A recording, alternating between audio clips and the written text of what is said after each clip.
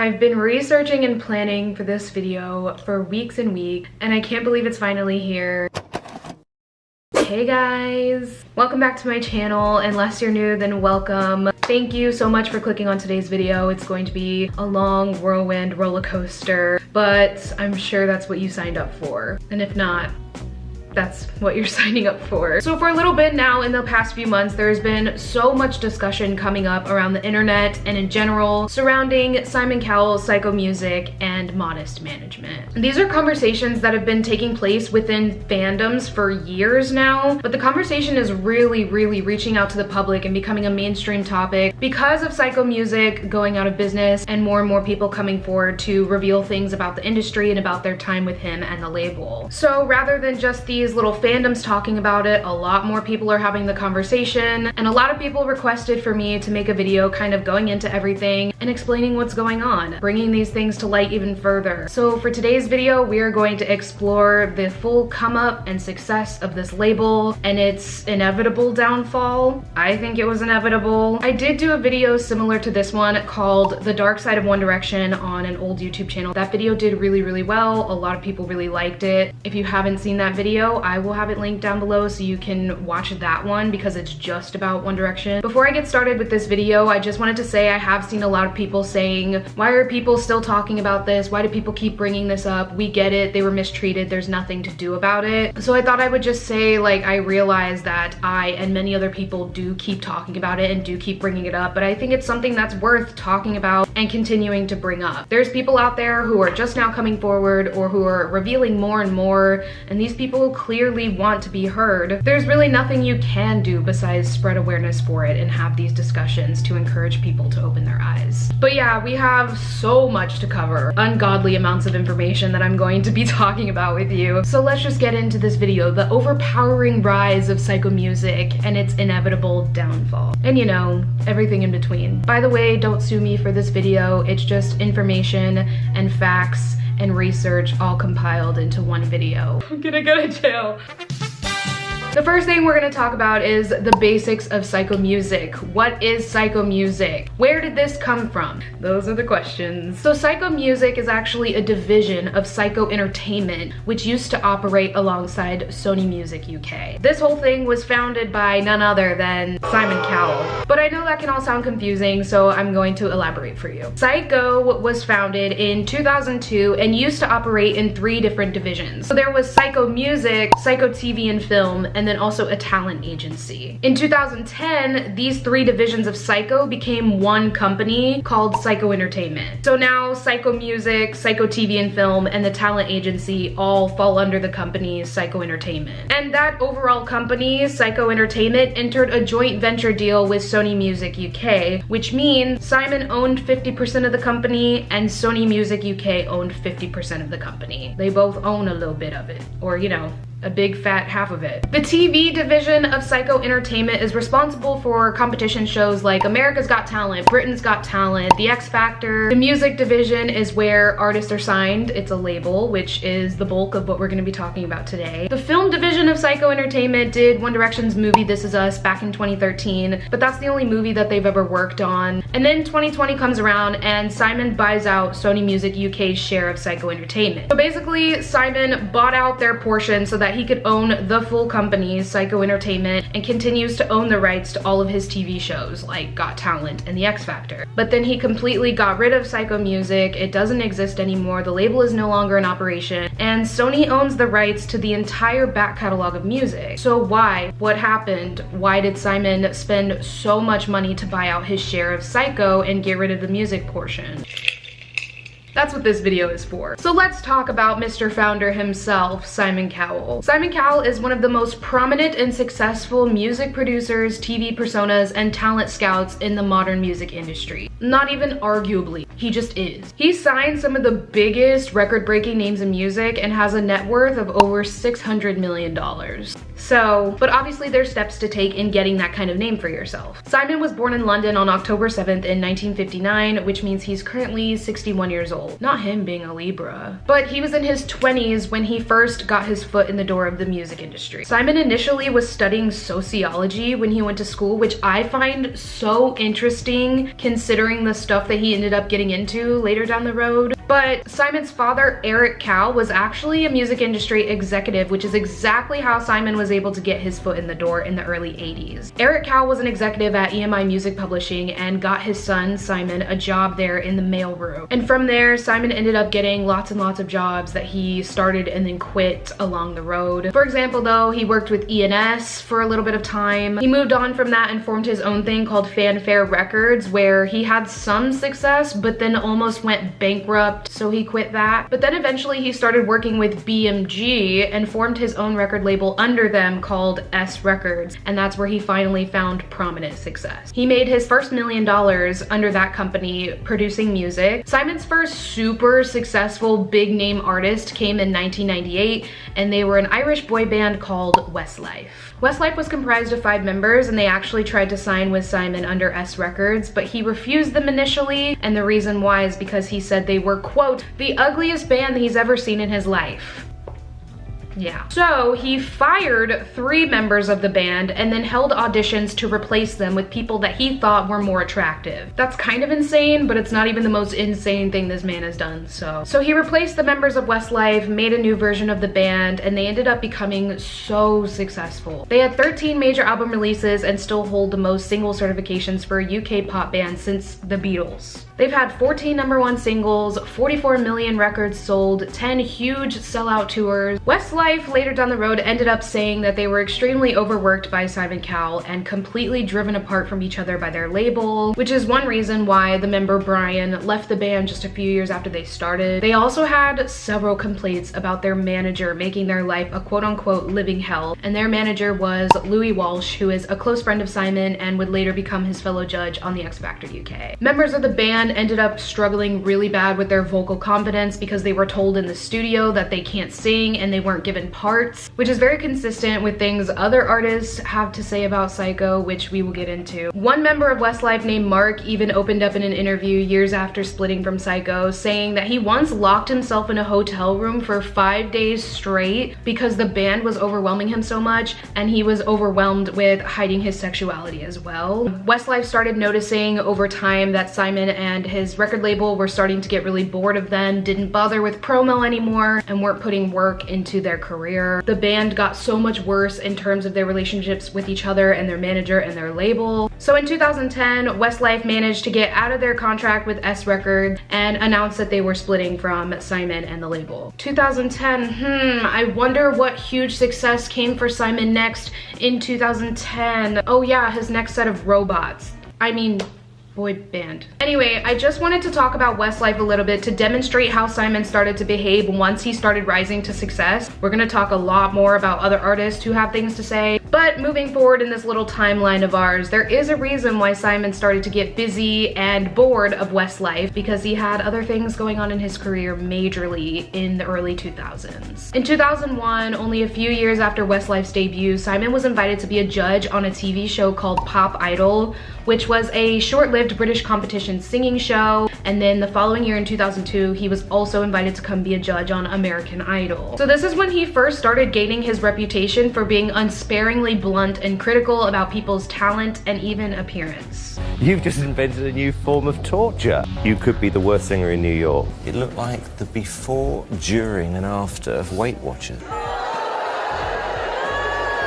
Whatever the opposite of entertaining is, that was you. If anyone ever asked me what it would be like going to hell, I think I've just experienced it. So this ended up being Simon's thing, his brand. But what a lot of people don't know, I feel like, is that Simon was actually coached into behaving this way. He had a publicist back in the day named Max Clifford, who's a really terrible person, but he was the one who coached Simon into delivering these mean one-liners and critical things to establish himself better in the business. By 2003, Simon was highly sought after, with many singing competition shows wanting him to come and judge on their show because of the ratings that this intense personality brought in. But he ended up establishing his very own singing competition show called the X Factor UK, which was established in 2004. I think that was a pretty smart career move on his behalf. He had this whole persona going for him that people loved. So many shows were asking him to come on and inviting him on the show, so he said, you know what, I'm just gonna make my own. So then a year after establishing the X Factor UK, Simon rebranded S Records into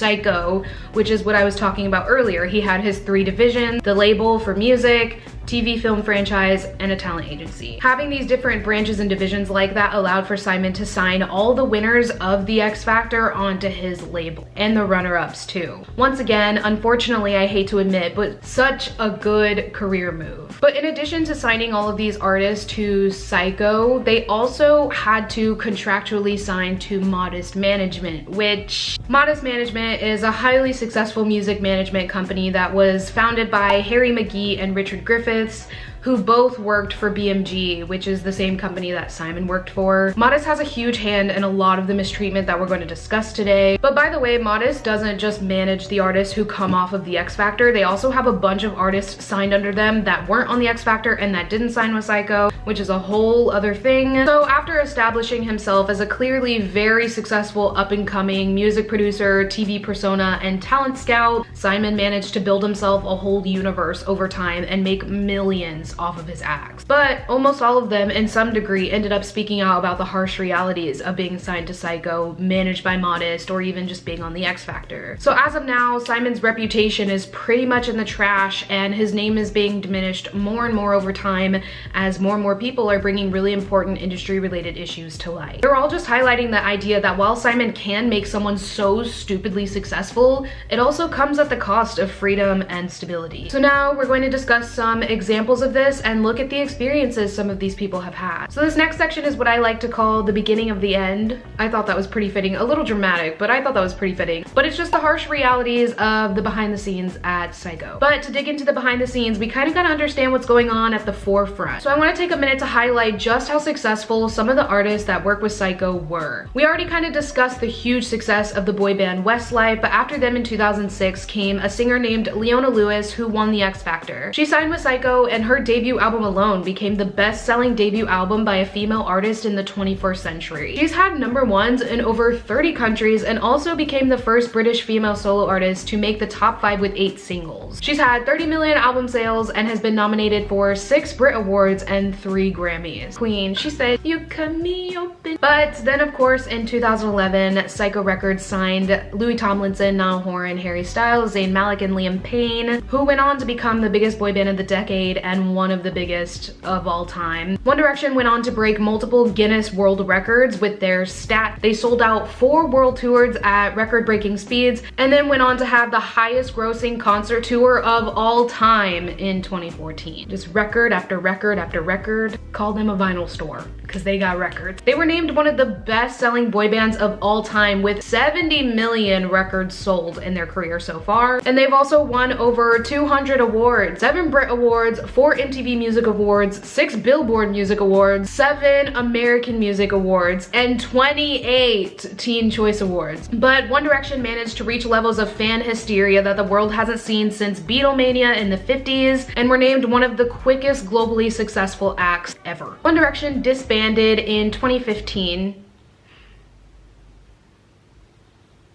And Louis is the only member who ended up re-signing with Syco for his solo career. Alongside One Direction in 2011, Cher Lloyd also signed with Syco Music, and all of the singles off of her debut album peaked in a top 5 spot on the charts. Her very first album, Sticks and Stones, peaked at #4 in the UK charts, and it actually peaked at #9 out of 200 on the US charts, which is super impressive for a UK-based artist who's only on their first album. She's won several MTV Awards, Teen Choice Awards, and she sold out her headlining tour in 2012. Speaking of 2012, that's when Syco signed its next hugely successful artist, Little Mix, comprised of Jade, Jessie, Perry, and Leanne. Little Mix has earned 5 #1 singles with their music, and every single one of their albums that they've released have placed somewhere in the top 5 on the charts, and 5 of them went triple platinum. They've sold over 60 million records and have been named one of the best-selling girl groups of all time. They've won 6 MTV Music Awards and have been nominated for 9 Brits and won 2 of them. And also 2 of their tours have been ranked in the top 10 best-selling tours for a girl group of all time. But shortly after Little Mix, Syco signed another really successful girl band, Fifth Harmony, comprised of Camilla, Lauren, Normani, Dinah, and Ally. Fifth Harmony went certified gold and won an MTV Music Award before they even released their debut album. They later went triple platinum and had #1s in 13 countries following their debut album. They've won 7 MTV Music Awards, an American Music Award, and 10 Teen Choice Awards, and they've sold over 15 million records.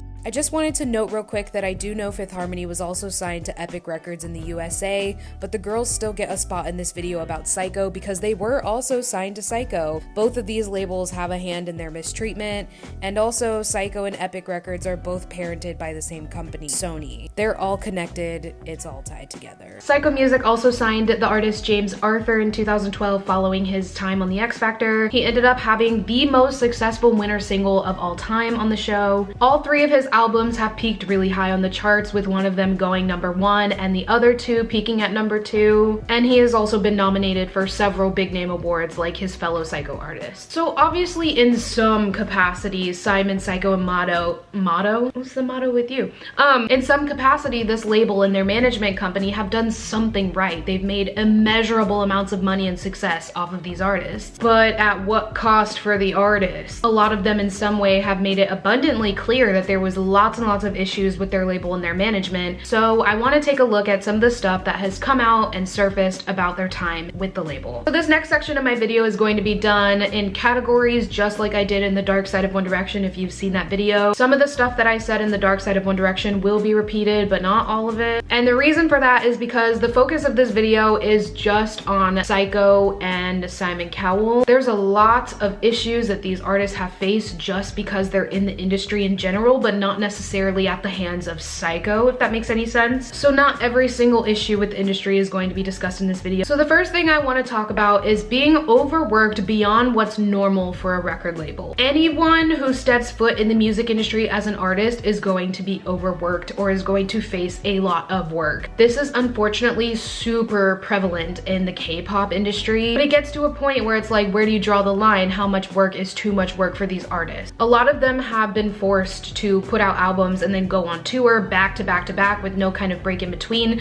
and we as fans have been conditioned to think it's perfectly normal. And this workload really isolated them from their families, had long-lasting impacts on their physical and mental health, and then also while still being extremely underpaid. So for just a little bit of context, we're gonna look at some of this in timelines. So Little Mix have pretty much worked on an album, released it, did the promo, went on tour, and then immediately started a new album for their entire career so far. They released their debut album called DNA in November of 2012 and then immediately started doing lots of promo, filming music videos, releasing singles, and then went straight into touring DNA in early January of 2013. That tour ended in February, and then they immediately began working on their second album, Salute, in March. They did lots of promo, released singles and music videos, and then embarked on the Salute tour in May of 2014. During this, they ended up announcing that they were finally gonna come and tour in North America because they hadn't so far, but then they ended up canceling that entire leg of the tour, saying that they were gonna work on their third album instead. So as soon as tour is over, they're gonna go work on a third album instead of having a minute to breathe, which is so not their fault. So they started working on their third album, Get Weird, straight off the Salute tour. More singles, more promo, you know the cycle. Get Weird released in November, and then a few months later, they went on the next tour, the Get Weird tour. While still on the Get Weird tour, they announced that they had started working on their next album, Glory Days. And then Glory Days released 3 months after the end of Get Weird, which means they were recording another album while they were still in the middle of touring the one before, which I simply cannot imagine. But even worse, they toured Glory Days and then did another summer tour right after that called the Summer Hits Tour, and then they released another whole album right after the end of the Summer Hits Tour. Thankfully, Little Mix split with Syco in this time and moved on to sign with RCA Records, but after they left Syco, they miraculously made $2 million more than they did when they were with Syco. But a similar working cycle occurred with the band Westlife as well, almost the exact same thing. This cycle went on and on and on for them every single year until their split from Syco. They were quite literally putting out an album and touring once a year. Goodbye. This exact same working cycle happened to the girls of Fifth Harmony as well, even though it took them a minute to kind of get into it all. They released released an EP, which is just an extended play called Better Together, in October of 2013. And they did 2 small tours in 2013 as well, accompanying that EP. They did another smallish tour in 2014 while they were accompanying Demi Lovato on her Neon Lights tour. And then they went on a 3rd tour in addition in 2014. But all of this was also going on while they were working on their debut album called Reflection, and also filming music videos like the Boss music video and putting out singles for it. Their debut album Reflection that we were just talking about dropped on February 3rd in 2015. They did the album promo, and then just a few weeks later, on February 27th, they started their year-long Reflection tour. During the Reflection tour in September of 2015, they started writing and recording for their next album called 727 while still on tour. I would have committed arson. The Reflection tour ended on February 12th, and just a few weeks after the end of it, they dropped their lead single Work From Home from their next album 727, and also the accompanying music video. 727 dropped only 3 months later in May and was followed by, of course, promo, and then later that year in December, Camilla left the band. The other 4 members began working on their next album, which was just self-titled Fifth Harmony. They did the promo and then announced that they were going on another tour, of course. That ended in May of 2018, and then they announced an indefinite hiatus. That sounds like so much work, Jasmine. Does it get any better for the next Syco artist? No. The boys of One Direction unfortunately experienced the same grueling workload cycle as Fifth Harmony, Westlife, Little Mix. Their first album, Up All Night, released in November of 2011, and then the following month they went on the accompanying tour while also opening on tour for Big Time Rush. That wasn't a fever dream. Everyone, you're awake. But am I? Okay. Later, while the boys were still on their first tour, the Up All Night tour, they started recording for their next album, Take Me Home, and announced that they would be going on a stadium tour the following year. And baby, we're not concerned about the stadium tour. Finish this one. Their first tour, Up All Night, ended in July of 2012, and then just 2 months later in September, they released the lead single for their second album and started doing promo. Their second album, Take Me Home, came out only 3 months later, but this time I guess we're on extra turbo speed mode because they started recording their third album, Midnight Memories, before the Take Me Home tour even started. That is just like, what? So they toured their second album, Take Me Home, while recording their third album, and while they were on the Take Me Home tour, they announced their next tour. They started releasing singles and music videos for their third album while still on the second album's tour, and that's the thing about these tours. Tours are typically divided up into legs, so when you look at these tour dates for these different tours, there's gonna be months missing in between or weeks missing in between these different legs, where in your head you're assuming like, oh, they get a break. No! In between the legs of these tours, they're recording another album, releasing singles, doing interviews, filming music videos, and in One Direction's case, in this time they were about to release their movie as well. Their third album, Midnight Memories, released in November of 2013. They immediately began working on their fourth album called 4, promo, you know the cycle by now. They went on the stadium tour called the Where We Are tour. Only a month after they started the Where We Are stadium tour, they announced that they would be going on another tour the following year called On the Road Again. After they finished the Where We Are stadium tour in October, they immediately went on the Road Again tour just a few months later without releasing another album in between. While they were on the Road Again tour is when Zayn left the band, and the other 4 boys went on to write, record, and release a whole nother album called Made in the AM while they were still on the Road Again tour. Needless to say, between all of these artists, it's just so much work. As someone who doesn't have that job, I can't even imagine in my head working that much. So then that brings the question of how does this workload affect these artists? First of all, I want to know that these artists themselves have admitted to being overworked. They're aware of it and they're not afraid to speak up about it. In 2016, there was an audio that got leaked of Lauren Jareggi ranting to her fellow Fifth Harmony member Ali Brooke about being fucked over by their team, and directly said that it's like they're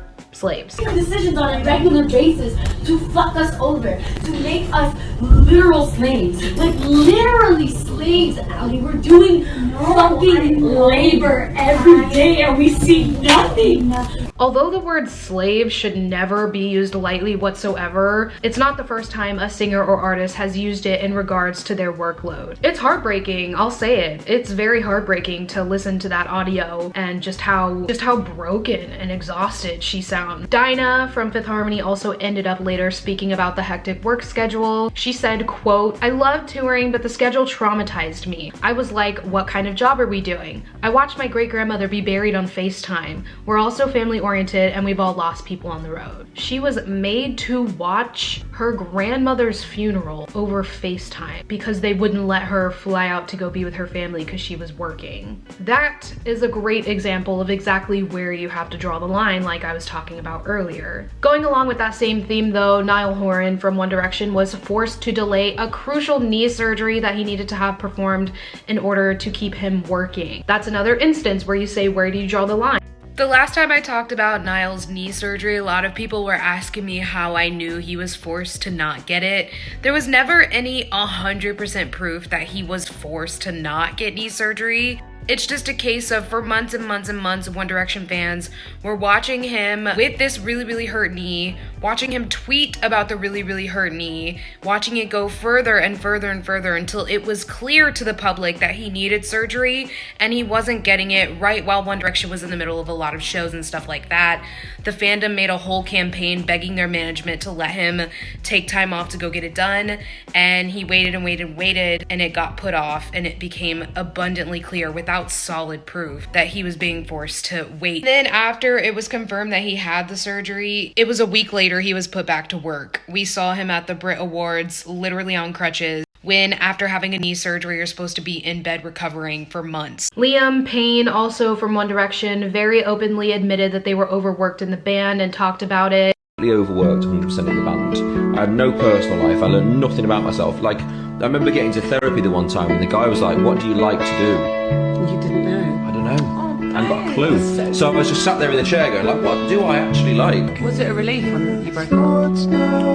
No, it was really scary at first, but I needed to stop, definitely. It would have killed me. And then in another instance, Jessie Nelson from Little Mix spoke about being overworked in the band, and she said, quote, "On that day, my shoulder went and I couldn't move. In the end, I had something like 50 injections and my back was smothered in bruises. Before the show, when I was getting my hair and makeup done, people were feeding me coffee to wake me up. In a normal job, you can take a day off and no one has a go at you. Whereas in this job, if you miss a performance, everyone's writing articles, commenting on social media, and throwing abuse. The pain got so bad I was in bed screaming. What's weird in this job is that people don't seem to believe we get ill like everyone else does, or that the people close to us get ill and we need to be with them." So she straight up said, when there's an issue backstage before performance and you're in excruciating pain and you cannot go on, they don't care. So we can clearly see the workload that these people are being put through, whether that be through videos or just looking at their tour schedules and the promos that they're doing. And some of them are clearly willing to speak on it, but what effect does this have on these artists? We saw that having to endure pain is one of the effects, like with Jesse's shoulder and Niall and his knee. A lot of times we've also seen these artists continuing to perform and work even though they're clearly sick and we know that they're sick. And in some cases, like in One Direction's, we can even see concert footage of them frequently leaving the stage to get sick backstage, yet still come on and do the show rather than canceling it. Then we have in the case of the Fifth Harmony girls who ended up frequently breaking down on stage.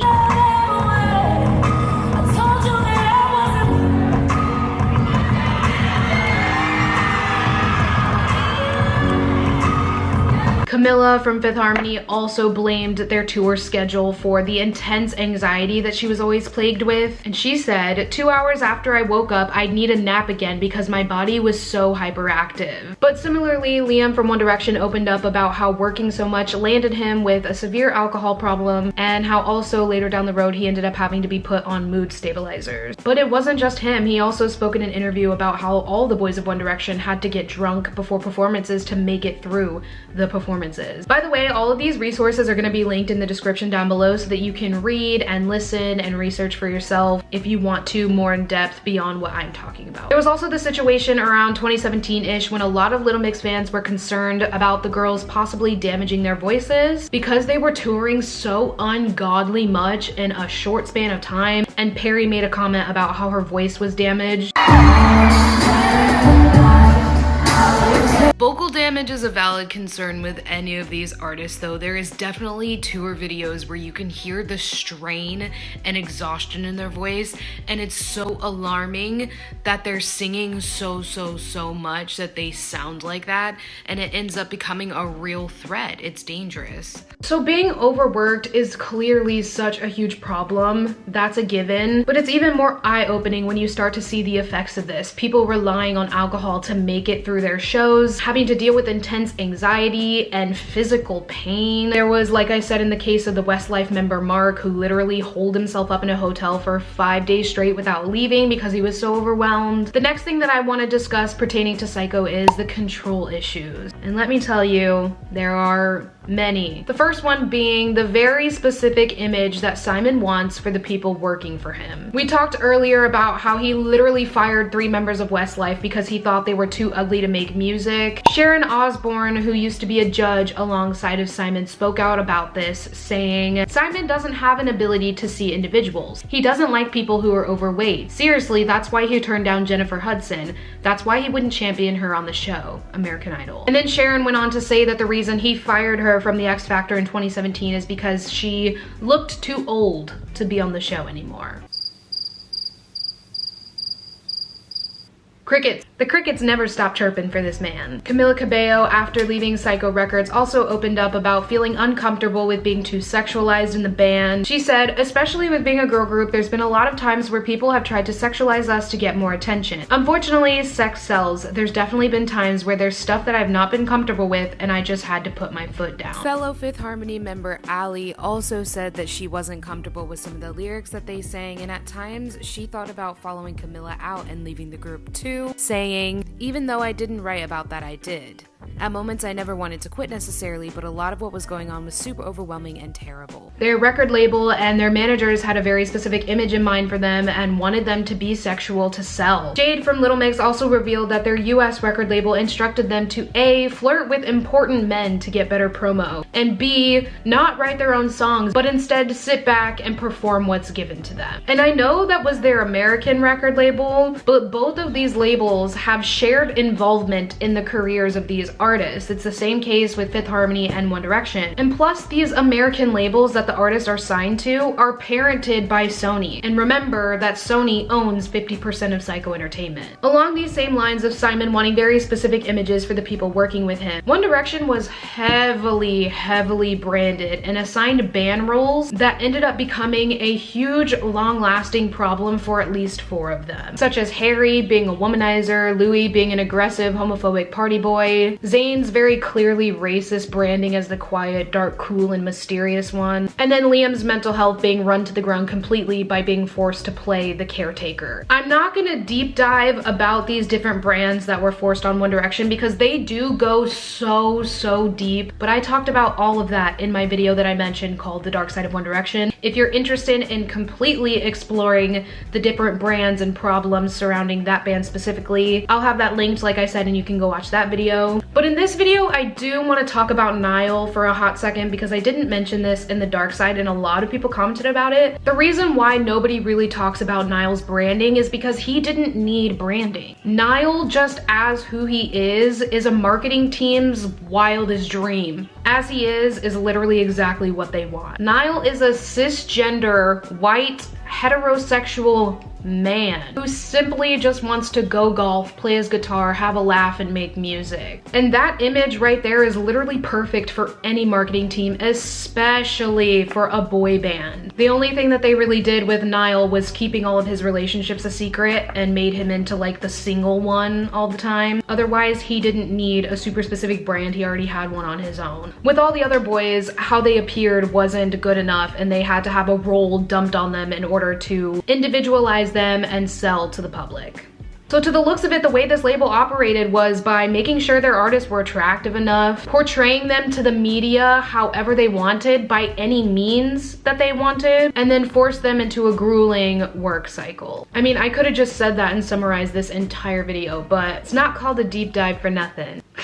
But another thing that I wanted to mention in this category of like image and stuff like that is that back in 2014, the Syco artist James Arthur was under a lot of fire for using homophobic language and then also performing very offensive lyrics regarding terrorism. Things got so bad for him that he canceled all his public appearances, left social media completely, and iTunes was giving people refunds for his album. So Syco dropped him from their label. But the reason I include this in this section is because a few years after this controversy, James got back on his feet and ended up releasing one of the biggest hit singles of the year called Say You Won't Let Go. And then following that mass success, Syco immediately asked him back onto the label. James talked about this in an interview. It was Simon himself who reached out and asked for James to come back and sign with Syco again. So basically, they never cared about his controversies. They didn't drop him because they were standing against the homophobic language and offensive things he said. They dropped him because they were losing money. So they said bye, but then as soon as he was doing really, really well, Syco quickly was like, oop, come back. But the issue of image expectations, unfortunately and unsurprisingly, isn't the only control-related issue with Syco. Another issue is how adamantly they wanted to take away creative control from these artists. As if things weren't already controlled and robotic enough, they were very strict about what songs were written,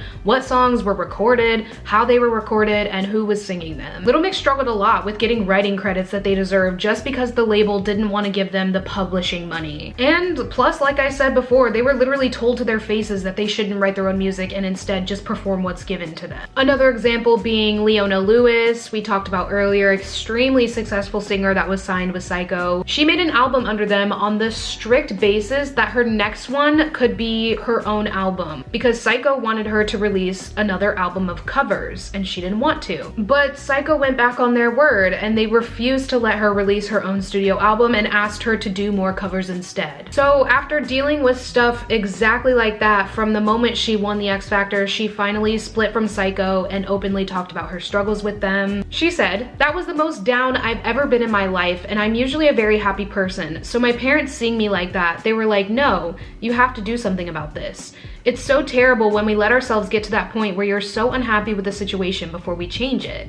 And that's the thing, when you're unhappy with your work situation, it filters into everything, but you have to go through it to learn. I won't let myself go through that again. I will not." Good for her. I'm very, very glad that she managed to split from Syco and ended up releasing her own studio album of her own songs right after she left them. Zayn Malik also opened up about how he wasn't allowed to put his own vocal spin on any One Direction song and was forced to leave them sounding, quote, generic as fuck. And in the same interview, he spoke about how he was forced to keep singing and recording over and over again until it sounded exactly how they wanted it to. But also in One Direction, a lot of people know that members Louis and Niall were given very, very minimal amounts of singing time on their first album because the label deemed them not good enough to do it. But this is exactly like what we discussed with the members of Westlife who went through the same thing. This also happened to Dinah Jane of Fifth Harmony. She was told that her voice wasn't right for certain Fifth Harmony sounds, and they also told her to her face that if she didn't sing her part in one of their covers well enough, then they refused to give her any solo part. And that's another thing about Syco in general. They have the power to punish you with these things because they're in complete control of your entire career and your media image. We saw this happen with Little Mix. They were given very, very poor promo, especially in the US. They had the most potential to break into the States so big, just like One Direction did, but were never given the opportunity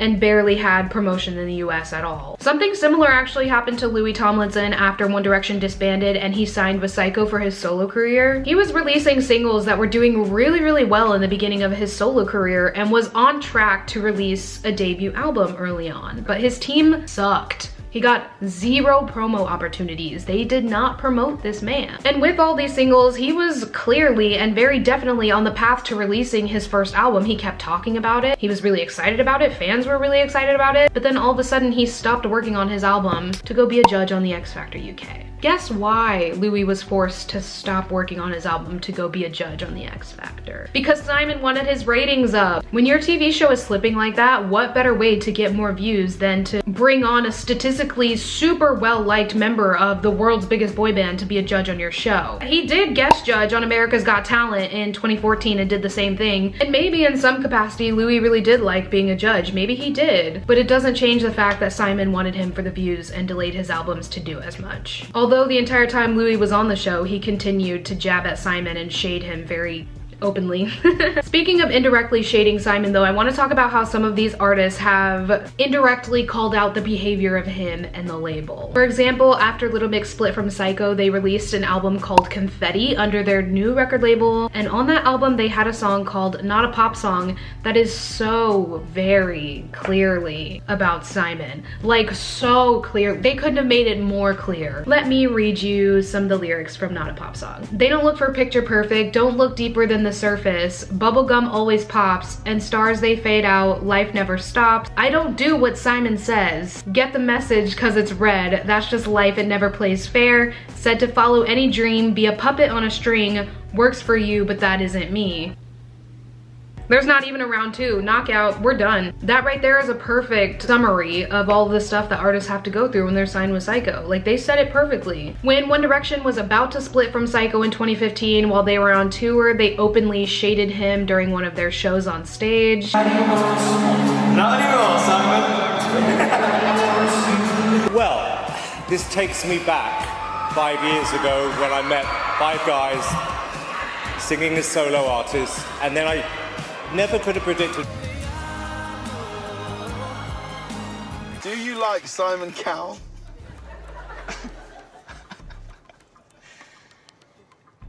Sometimes. A few years after their split from Syco, Harry was doing an interview with Chris Evans, British Chris Evans, not Mr. Shield himself. During this interview, he made what was supposed to be like a little joke about how the one thing that Simon Cowell ever gave him was anxiety. It was formatted as a joke, you know, like, oh, the one thing he gave me was anxiety. But how much of a joke was that really? You know what I'm saying? Like, why is that the first thing you think of? Cher Lloyd also more recently uploaded to TikTok that ended up getting a lot of attention, where she made up a song that was clearly detailing her time with Syco and on the X Factor. She was only 17 when... How could I be so naive? They sold me the dream just to exploit me, yeah. Said, darling, darling, you go far if you shake that ass and date a star. And if the record's taking off, we'll take the money. She's spoken openly before about feeling extremely thrown to the wolves, quote unquote, when working for him, and then additionally spoke up about being forced into fake relationships for publicity. But the things that she was saying in that TikTok goes along with the same thing of everything we've been talking about, similar to Not a Pop Song, similar to the things that people always say about him. It's the same circumstance for every single person that works with him. But all this crosses into the subject of artists directly speaking out against their mistreatment by Syco, which has been extremely popular lately following the dismissal of Syco music. Rebecca Ferguson is the main example of this. She's a 34-year-old singer from the UK who won the X Factor in 2010. I meant to say she was on the X Factor in 2010. She came in second place. She has been so extremely brave in openly sharing about her mistreatment and industry abuse. She has said things such as, on the surface, my career would appear to have been at times a dream come true. However, the reality of the abuses I have suffered behind the scenes is a completely different tale, and one of abuse, bullying, and the total misuse of power. She's spoken in several different interviews and tweets about racism, sexual abuse, and exhaustion that she has faced while working in the industry, and she even briefly mentioned being forced to sign powerful contracts. Rebecca says that all of her mistreatment started from the moment that she signed her first contract, saying, "It first began when I was forced to sign a contract that I did not want to. I questioned the contract only to be told if you do not sign it, you will not have a career and you will be removed. Only very young and having dreamt of this my whole life, I signed without any independent legal advice, feeling betrayed by my advisors. I wasn't even given a moment to read through the document correctly before signing." Later in the same twit longer that she posted, she went on to reveal that she was forced to sign non-disclosure agreements or else her and her family would be punished financially. She stated, "I was also told we would leave you alone if you place a 2-page spread in a national magazine stating how amazing you think we are. I refused as I could not bring myself to lie, although anything would have been better than the targeted oppression I was facing. Full twit longer will be linked in my description if you're interested in reading way more on what Rebecca had to say about her mistreatment. Just please be warned that it is very, very heavy stuff. This discussion really came to a head and spread like wildfire in the beginning of March when she tweeted this. A boy band member told me that they were being picked up and thrown against walls when they challenged decisions. I spoke with the accused and his words were, "When you make as much money as you do, you don't get a say in what you do in your life. You do as we say." I do think it's kind of sad that it took that tweet for people to really ramp up the discussion about Rebecca. She has been posting and speaking out against industry abuse for quite a while now, and although some of the things that she has said before have been paid attention to, it's very clear that this particular thing got a lot of attention just because she said boy band member and people immediately assumed she was talking about One Direction. Rebecca has never upfront and clearly stated that all of the things that she has opened up about were from Syco specifically. She was co-signed to Epic Records and is also signed to Columbia in the US. You know what I said about Columbia and Sony. But either way, it's safe to assume that her experiences with all of these labels have been absolutely horrific and disgusting. But it is fair to note that when the duo known as Jedward took to Twitter to blatantly expose Syco and Simon, Rebecca openly stood with them. But the duo known as Jedward, on the other hand, have very openly and blatantly name-dropped Simon and Syco and blamed them directly for the mistreatment they speak about. Jedward appeared on the X Factor UK in 2009, and although they never signed with Syco, they were always managed by Modest. They recently went on a complete tweet spree, absolutely dragging Simon through hell and shocking a lot of people. They tweeted things like, "Simon Cowell thinks he's the mafia leader of the music industry when in reality he's nothing but a bad facelift. There's a reason Syco is called Syco. One Direction and Little Mix are legally fucked in contracts and can never speak out, so we are. Artists are on the brink of collapse at the end of touring and having to act like everything is okay. Humans can't be owned, artists shouldn't be owned." Those are only some of the things they said, barely even touching the surface with that. There's been a lot of question among the public on the motivation behind this Jedward tweet spree and the real intention behind it. Some people think they're going on a tangent for attention, some people think it's genuine. I think it's a little bit of both. Obviously, some of the things that they're talking about have truth to it. We know that. We've seen it firsthand. These artists have said it themselves. I just think that the mass public response that they got from this rampage was what was encouraging them to continue it. And also the fact that Rebecca Ferguson was interacting with the Jedward rampage is another thing that makes me believe there's some sincerity there. When I say some sincerity, I mean some sincerity. There was some points in time when Jedward started tweeting this crazy shit about having One Direction's contracts and threatening to post them online. I think that's when it got to a point where they were just trying to milk it and lie and make things up to drum up public drama.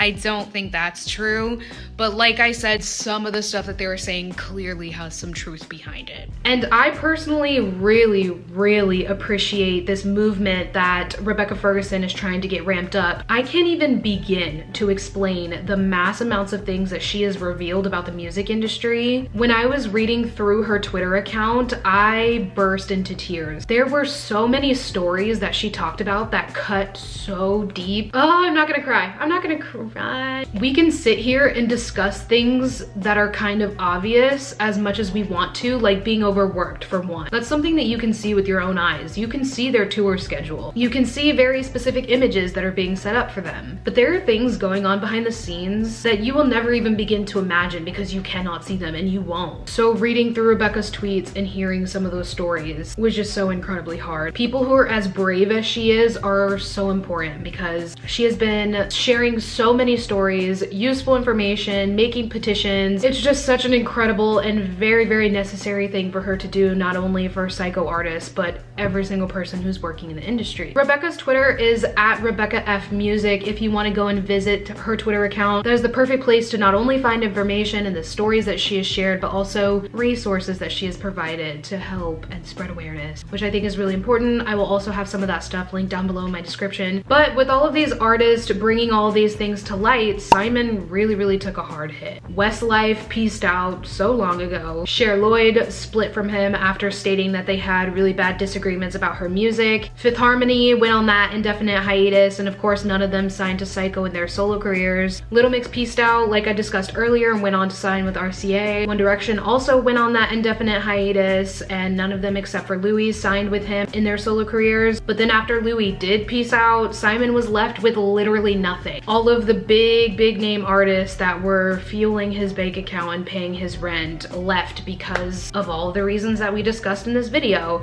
and reasons that we can't even begin to imagine. So really all he had left going for him was his TV franchise. So then, like I said, we found out that he spent a lot of money to buy out Sony's share of Syco Entertainment and took all the rights to his TV franchise and left Sony with the back catalog of artists' music. As of 2020, Syco Music is no longer in operation and will likely never sign another artist again. Simon said it was because he spent quarantine thinking of a bunch of new ideas to improve his TV shows and wanted to put his focus there. But after all of this conversation about him, it's very apparent that that's not the case. He learned to play the industry game, made it big, and then used his power to torment and exploit young artists for a decade under the guise of making their dreams come true. He really doesn't have those impressionable, lost fan bases to pull this stuff off with anymore. They saw what was going on, they listened to these stories, and they moved on along with these artists away from Syco, and were not afraid to bring these issues to light. But is his career over? Likely not. He seems 100% prepared to continue on with the TV portion of Syco Entertainment, which is a whole other problem in itself. In this video, we're just talking artists who are signed to him, really, but there's also been lots and lots of issues with people who were on the X Factor, America's Got Talent, Britain's Got Talent, and the problems behind having singing competition shows in general. That's a whole other video topic. If you want it, let me know. Overall, I'm just really glad that we have artists in this day and age who are unafraid to stand up and speak out against power and money-hungry white men like Simon,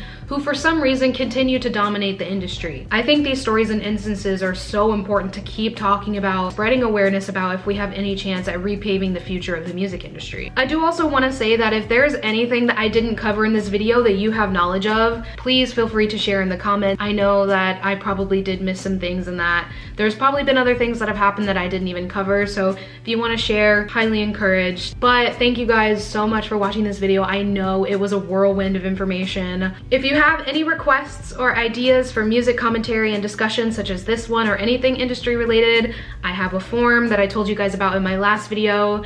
It'll be linked down below again, so if you want to visit that forum and drop an idea, go for it. I love reading your ideas. Don't forget to check the description for resources and my social medias. I hope you're all doing great, drinking your water and thriving. I absolutely cannot wait to see you in my next video. Thank you a million for being here. Until next time.